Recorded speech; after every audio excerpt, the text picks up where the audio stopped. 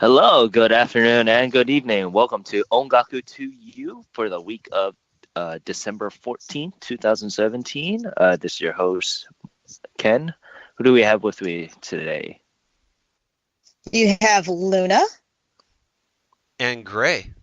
and Great. Great. I will jump in and make myself known. Yeah, way to jump way there. And this is our second episode, so we're just kind of going through our pattern right now and getting some kinks out. So please excuse us for some things if we're not sounding too natural here. And just let's jump right in. What have we been listening to recently? Let's start with you, Gray. Let's see. Lately, I've been listening to a little bit of Flow. I actually saw the other day that they had released their Fighting Dreamers EP, celebrating the 15th release of Go, which makes me feel really old. Oh, wow. Because please don't say that, man. I'm just saying, like I was in high school when that song was a thing. So yep, I was too. yeah, it's certainly eye-opening. So I've been listening to a little bit of Flow, and earlier today I checked out a artist he goes by Amazarashi. Just trying to find a more current artist. And he's okay. If you're unfamiliar with him, he does the third opening to My Hero Academia. But other than that, just a few odds and ends stuff. Yeah. And how about you, Luna? I've been listening to a mixture of things. I've been listening to Namie a lot lately. Also been listening to Kat Media as she's due to release a new single in about a week or two. And been listening to some of Boa's winter songs. She does have a lot of them. Those winter ballads. Yes, I have to get those winter ballads in. It's the holiday time.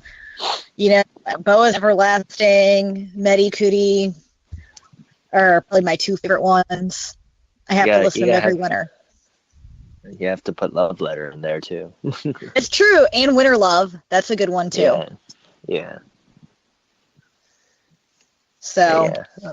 I mean, you can't forget those. And Coda has some good winter ones, too, that I was listening to. Yume no Uta. You, probably my favorite winter ballad by Coda. So. And Ken, what have you been listening to lately? I've been listening to a lot of mixture of things. I've been listening to Bish. Their new album, The Gorilla Bish, is really good. It's something that you might like, Gray, actually. I just got Utada Hikaru's new single, Anata. I was listening to that earlier. It's not too bad. It's really her style. And I just got Shinaringo's new album, too. It's really her style, too. It's something that I'm just like, very nostalgic for. Going back into when I was learning Japanese, anyway. I will say for Utada, if you go on YouTube, they posted like a short version of Anata, which in Japanese means you. And if you look at the video, that thing looks like it was shot in '99 because it's in the 4:3 perspective. It looks old. Wow. I actually thought for a while there I was actually watching a old music video that they had reposted, and then I looked and saw no, this is her new song, and I'm like, oh. Okay, that's a thing. Nice. Yeah, that's pretty much it for me. So with that, let's talk about some news that just happened. Actually, breaking news, I want to say. This just got announced, I want to say about 2 hours ago from when we were filming, but Flow is kind of getting back together. Not just DJ Taku. It's with Lisa also. That's a big deal. Lisa hasn't been with M-Flow for, oh my gosh, when was the last album? Yeah, about 15 years. Yeah. So. Yeah, and I've listened to M-Flow, which is Verbal and Taku, but it's still not M-Flow without Lisa. So seeing her come back seeing them reunite is amazing. Yeah, and it's really big. Let's just say this much: when I started getting into Japanese, this was probably beginning of high school. Yeah, they were a huge driving force of me learning. Also, just the R&B and just all the types of rap and hip hop that they implemented with their beats was very interesting and turned me on to Japanese music. Yeah, one of my favorite songs by them is a song by called Hands. I would highly recommend it. But yeah, besides that, there's something that got announced this past week. Speaking of Flow, it's that they will be appearing in Boston Anime Con Boston? or something like that. Anime Boston Boston 2018. Yep. 2018, and that's another thing too. Like, we haven't really heard anything about them. They've been just doing a lot of anime songs, which is very surprising on my end anyway. Yeah, well, also it's pretty rare that a Japanese band like Flow even comes to the States. So that's true. I was gonna say I saw them in 2011. They came to Anime Central. They came to ASEN, and they are worth seeing live. If you can go see them at Anime Boston, they are awesome. Yeah, I have no. For me personally, because I'm like kind of a fan of them, but I haven't listened to their recent stuff recently. I haven't either. So. I like their older ones, but they put on a good show, and I really enjoyed. It was the Flow collection, which came out a long time ago. I want to say 2010. It came out, so it's been a while. But I still think they'd be a fun group to see live. I will say with Flow, like for me personally, it does depend on the song. Like some songs are better than others, and certainly some just hit like really good, like Colors and Go. Some other songs not quite so much. So I'm with you, Ken. Just like I genuinely like some of their music, but some things it's not. But I would love to see them in concert because I will say like they got heart and spirit, and you can hear that in their songs. You can see it in their music videos. And if you have never seen Go by Flow, the music video, it's on YouTube. Check it out. It is one of the coolest music videos you will ever see, especially if you're a fan of Terminator. What they do with that is just awesome and priceless. Yeah. And I agree. I'm just looking up. If you guys are interested in going to Anime Boston, it is going to be during March 30th to the 1st of April. So if you guys are interested, try to go sign up and try to see them. Hey, I might be able to make it out that way myself. Hopefully. It'll be a money thing for me, but we'll see. Yeah, you can be our on-site correspondent if you can. If I can. I'll need a pay raise and some time off, but maybe. Yeah, it's literally impossible for me to go where I'm at, halfway across the country for me. And for me, it'd be a little difficult for where I live as well. A couple days drive, possibly. Not mention, hotel and attempting to get off work. But it would be worth the CNN. I think you could make it within 14, 15, 16 hours. But yeah, for me, it'd be like an 8-hour drive. So if you can see them, I drove to Chicago in 2011 to see them, and it was worth it. I enjoyed their concert. It was packed, but they put on a great show. They have a lot of energy. They get very involved with the crowd. And if I'm correct, they did an autograph signing session. I missed it when I was at ASEN, but I'm hoping they do it at Anime Boston as well so fans can meet them. That would be really cool. Yeah, that would be Mhm. really good, especially if you guys, especially for you, Gray, if you kind of like their style, well, their older style anyway. Yeah. Yeah. So shall we go on to the Oricon charts? We Yeah, shall. let's do Sounds it. good. Okay. Okay. So let's start with the singles for the week of the 18th. So not really surprising. BTS is still on there. Woo, woo. I'm not surprised. I'm not a my fan of the God. song, but Oh, I can see you why listen they're to it? popular. Yes, it's not my thing. I like the beat. I just don't care for their rap and vocals. Yes. So for me, it's not my thing, but I can see why it's really popular. Yeah, I think that's what I was saying last show. It's like it's not my thing either, but I see the appeal. That certainly that draws a particular style of person. But for me personally, it is not my thing. But it does have a solid bass beat in there. I will give it that. I agree.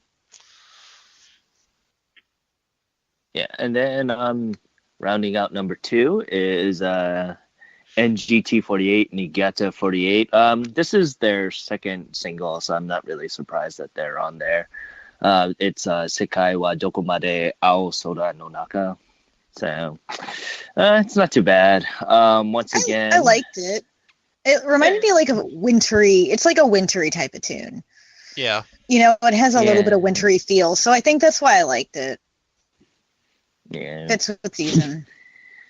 It is the season. Well, it's for me because they're like I said, I haven't really listened to 48 or their other sub sister groups anyway as much as I have been, so I'm not really as attached to NGT.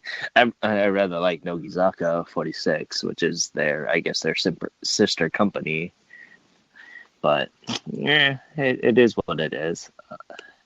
And then moving down to number 3 is Equal Love. It's still on there for Bokura no Seifuku Christmas.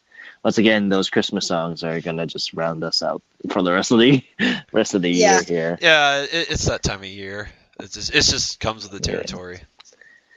Yeah, unfortunately. I like some of the winter songs. Yeah. Yes, but I get very depressed listening to them in my personal experience. Yeah, you can. Yeah. Yeah. And then let's go on to number 4, Kitakaze Totayo by E-Girls. I actually listened to this, and I think you have too, Luna? Yes, I love it. I really like E-Girls anyway because I like the members that perform them, but I love this song. It's catchy and it's really good.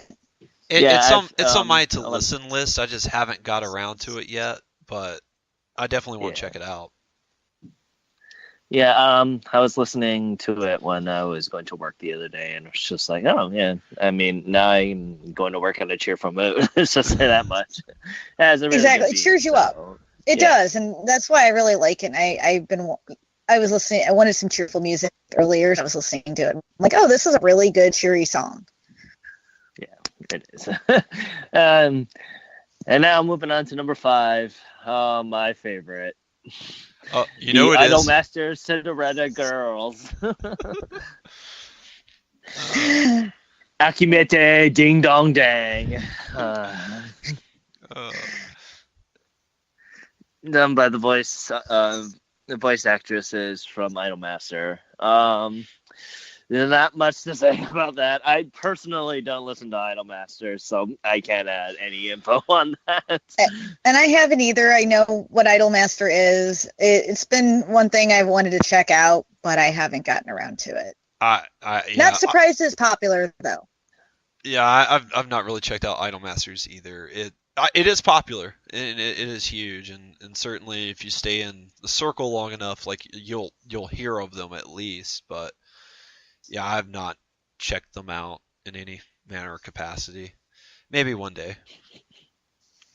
Well, what about this group? Going down to number 6, it's Ansan Fuzu Sisters Unit Song CD Series 3, Volume 10, Trickster, done by Tricksters. Another anime CD song. And it is one I have not seen. I actually don't know this anime yet. I guess it's new. I've never heard of Unbreakable Stars. Like, I have never heard of it. Yeah, so not much on my part again. Sorry. If you guys are into that, I mean, all power to you because it took out number 6 and 7 for that matter. Hey, and hey, if you're listening to the show, we have an email and we have a Twitter. By all means, hit us up. Let us know that you like it. Yeah, let us know that you like it, and that what's the appeal for you guys personally.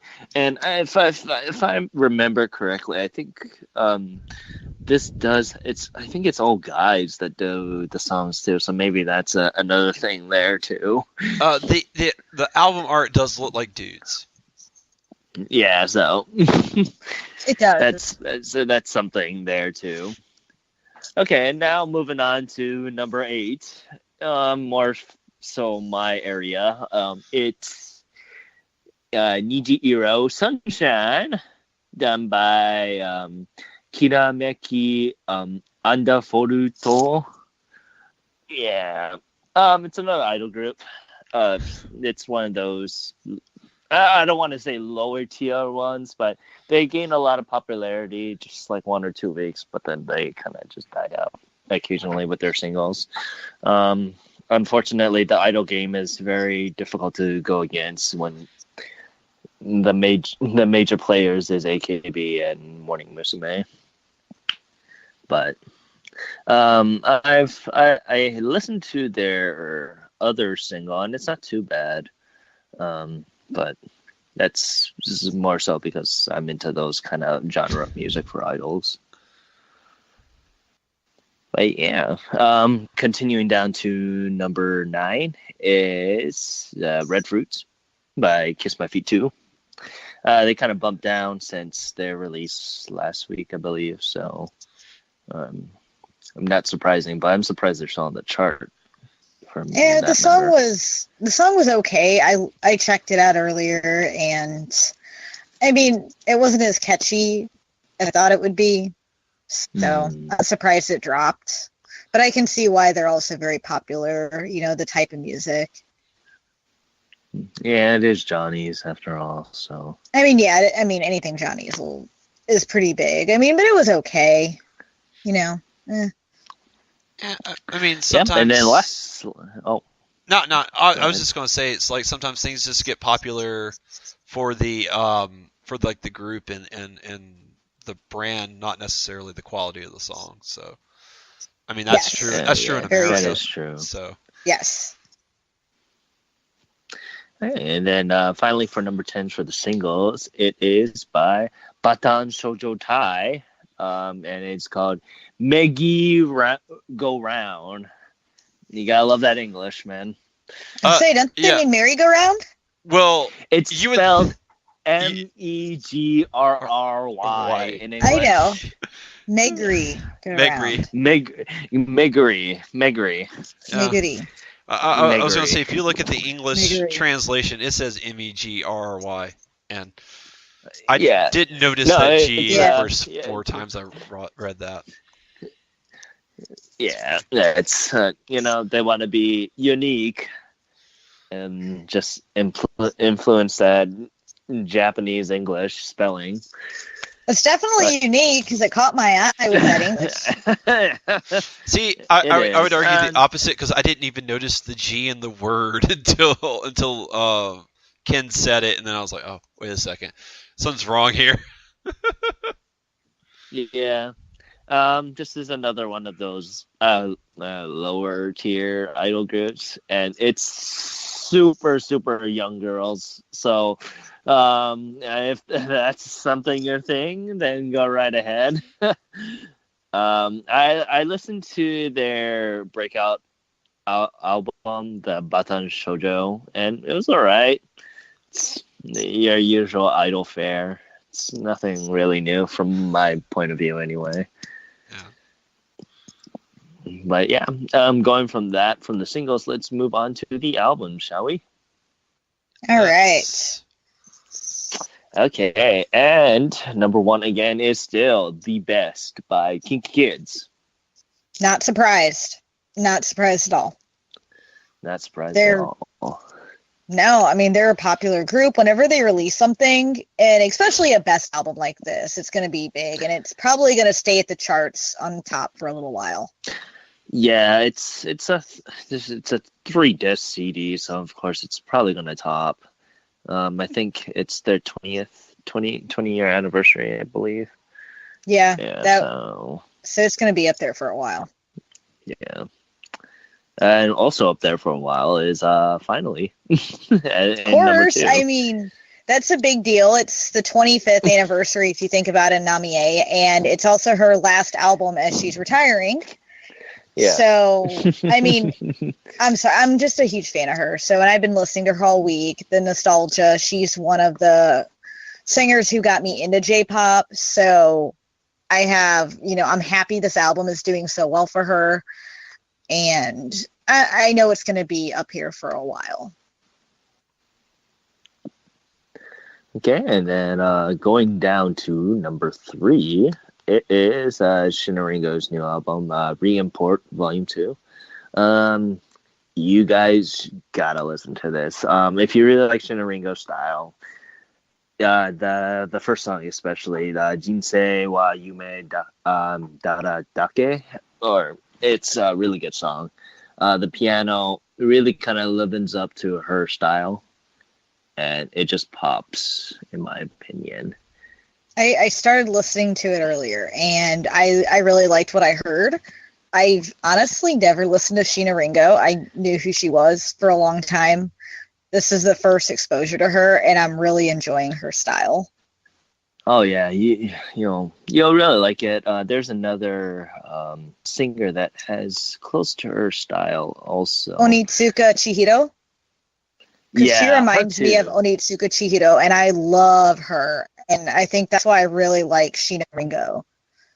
Yeah, her style is fairly similar. Yeah. So hold on, I'm trying to look for it right now. Excuse the little dead air there, but there's another singer with her very unique style that I just love. She does this song called Cappuccino, and it's a wonderful song. And actually, it's one of the songs that I actually use when I go to work out, because it kind of motivates me to go do something. Hey, don't laugh, man. It's okay. A song that I actually love. It's by music's my motivation by too. Tomosaka Rie. It's by Tomosaka Rie. She actually worked with her Shinnaringo a while back, so this is the reason why kind of her style is fairly similar. I'll have to check her out because I liked Sheena and I love Chihiro, so I'll have to check out Tosaka Rie? Tomisaka Rie, yeah. Tomisaka Rie. Tomosaka Rie, sorry. Tomosaka Rie. Yeah. And then continuing down to number 4, it's 15 Thank You Too by Morning Musume. It's their new album for the year too, so I'm not really surprised that it's up there also.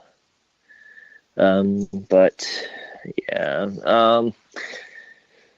I'm kind of wondering for Morning Musume how long they have also. It's the same thing that I always have for 8KB also, being an idol person.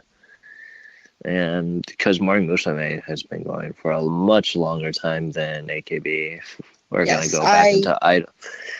go back into idol history, they've been there for a while now. Yes. They were probably the start of the new generation of Idol Bang anyway.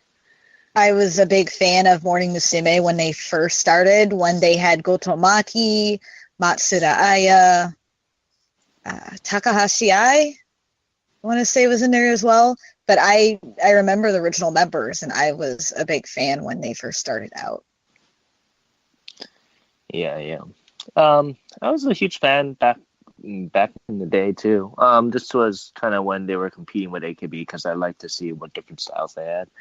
Obviously, at the time, I was a huge AKB fan, so I wasn't giving their cred or fair due. But they had some songs that I did like. But I was live or die for Akimoto Sensei during that time, anyway. Yeah, I think I listened to Morning Musume before I listened to AKB, so I always kind of went for more Morning Musume than anything, but I did give AKB a chance, and I do like them, but I still have a soft spot for Morning Musume. I see, yeah. And continuing on, it's to number 5. It's Dinosaurs for Bees. I'm not surprised that it's still on the list from last week too. It is their anniversary album, so I was listening to Dinosaurs earlier too again, and just to kind of get me up. It's the guitar riff for Dinosaurs is really good anyway. Mm-hmm. I just listened to that earlier today too, and I've never listened to Bees, but I'm really enjoying their music, especially that type of rock. So. Yeah, I like the guitar riffs. Oh yeah, you would. It's really something. I think you would like them, Gray, a lot. Definitely want to check them out.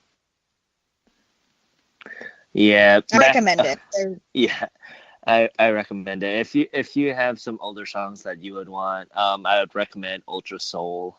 It's used as a gag for Japanese variety shows now, but it's the song it's very energetic.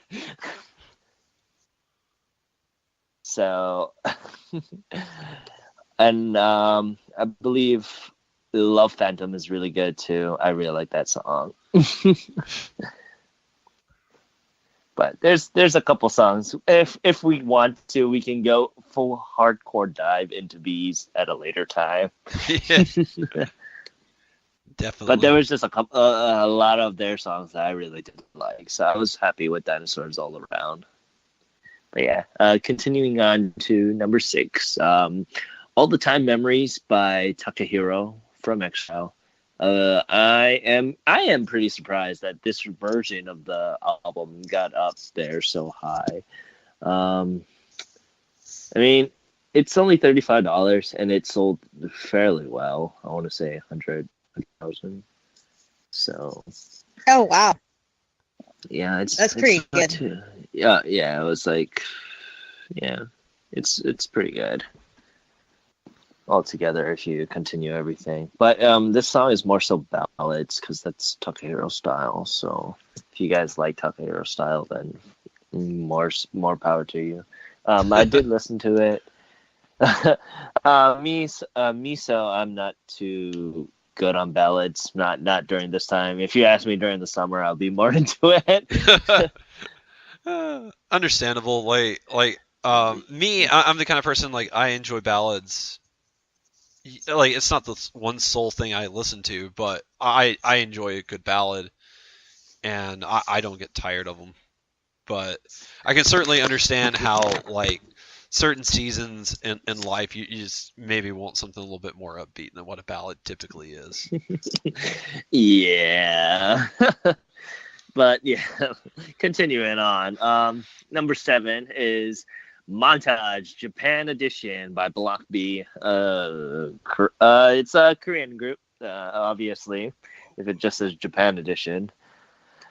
I don't really listen to much Korean songs, or Korean bands. I'm not really into it. So, personally, for me, I'm just not going to really talk about it all too much. Just the influence of Korean artists on the Japanese side. That's probably more so what we'll be talking about. Yeah, because I mean, I know all three of us, and none of us are the biggest Korean fans. So maybe one day we might get a person that knows a little bit more about the Korean side of things and they can probably talk at more length than we can of these topics. I know some. I know a little some, but I don't know all the newer bands. I've heard of Block B. I haven't listened to them, but I'm also very choosy on which Korean artists I listen to, and I like the older stuff, and I also like the girl groups. So I don't think Block B is a girl group, so it's not my thing. Now, speaking of girl groups, we have 17. That's a new one that I don't know of. Yeah, that rounded out to number 8, Teenage 17 Volume 2. Once again, it's another Korean group that's been making the climb, I guess. But it actually went down. I'm not surprised because the album was released over a month ago. So it staying on the charts this long is kind of surprising, in my opinion. I'm really surprised. But yeah. Then next up, going down to number 9, it's Wakiki Bando, the best of their collection again.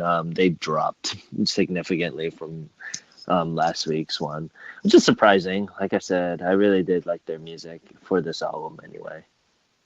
I think with Wakiki Band, the thing with them is most people have probably heard of them by now, especially in Japan.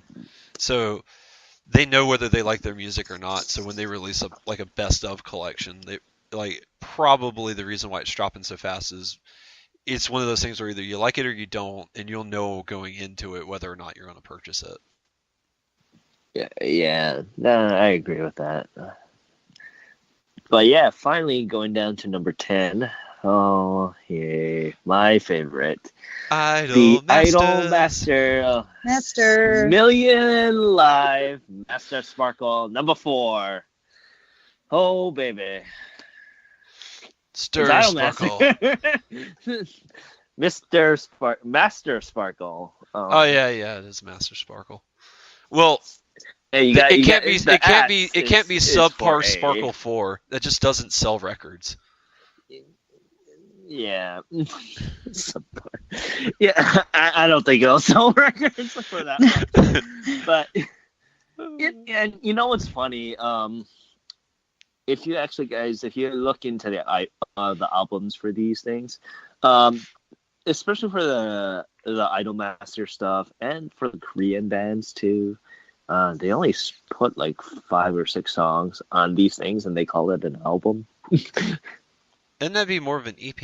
Yeah, it'd be more of a mini album. It's more of a mini album, and I know that's very popular in Korea, but I guess it's catching on in Japan too. But they're just putting it in as an album chart. You're right. There's only 5. There's only 5 songs on this. Yeah, same for Montage. Montage has 5 songs, and only 3 of them are Japanese.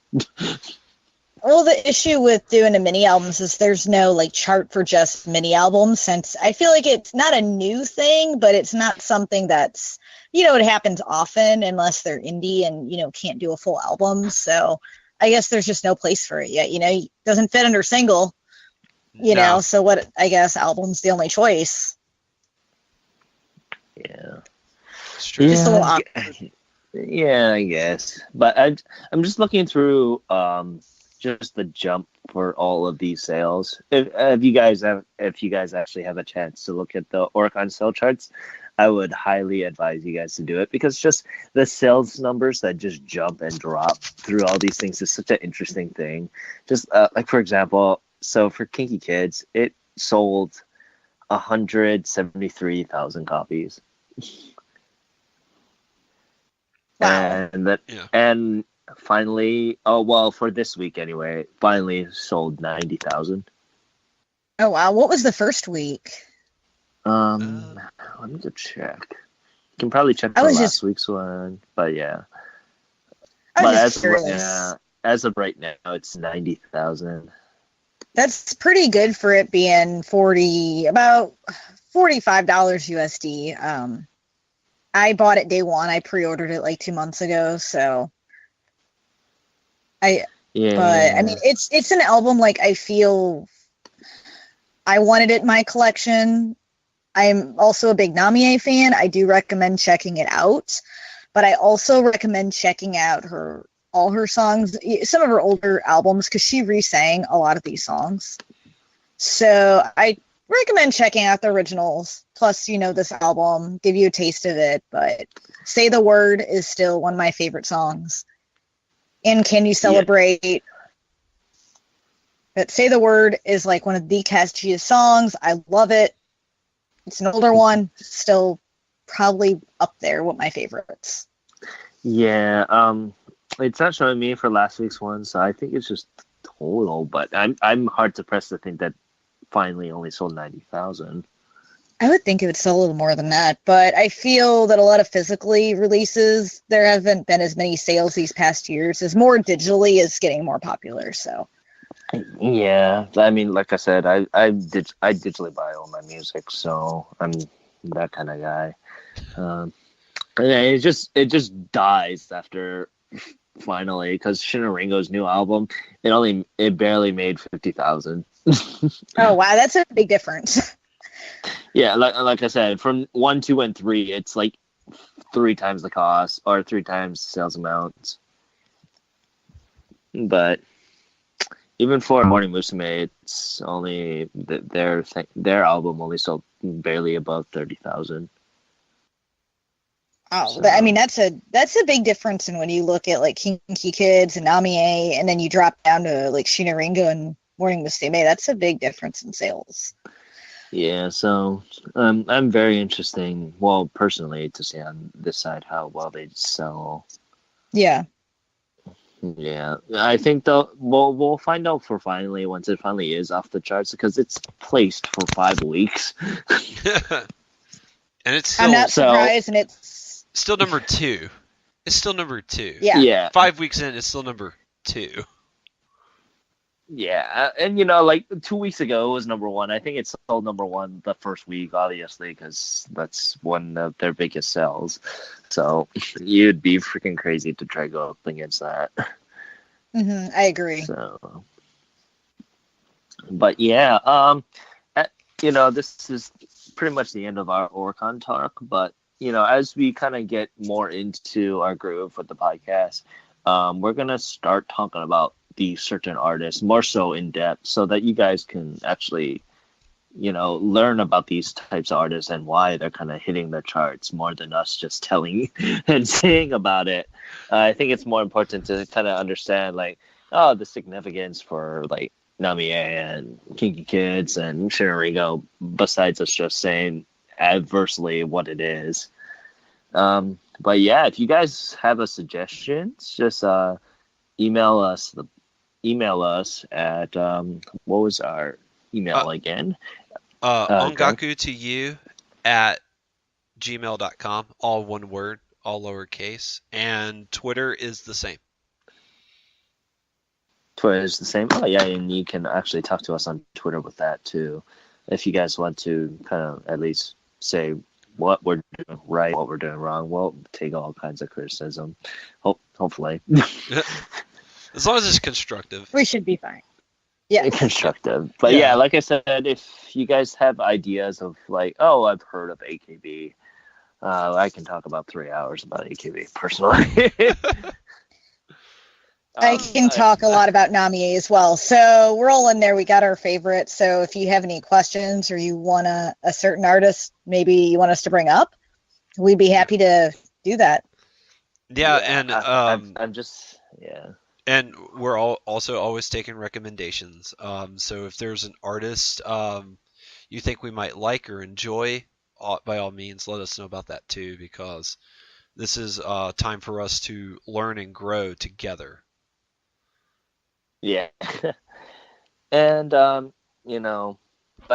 like I said in our first episode, we're not masters or all know-it-alls for all J-pop. It's just we kind of want to use this as just to kind of introduce the different genre to people who might only listen to it through anime or Kingdom Hearts, I guess. Say what you want, but Utada still rocks. I do Yeah. agree. Yes. Yeah, you gotta listen. You gotta listen to Anata. Anata's really good in my mind.